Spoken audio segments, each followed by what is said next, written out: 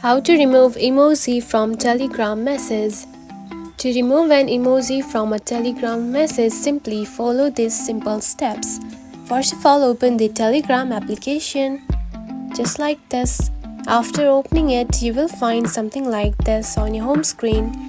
Now go to the chat with the message that contains the emoji, just like this. Now tap and hold the message or the sticker or emoji, just like this. Then here you can find delete option right here. Now select it.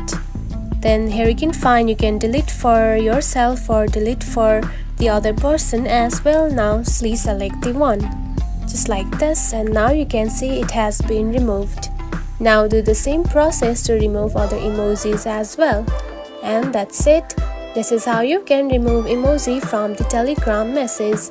It is a very easy process, right?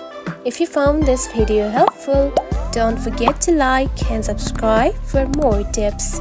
Thanks for watching.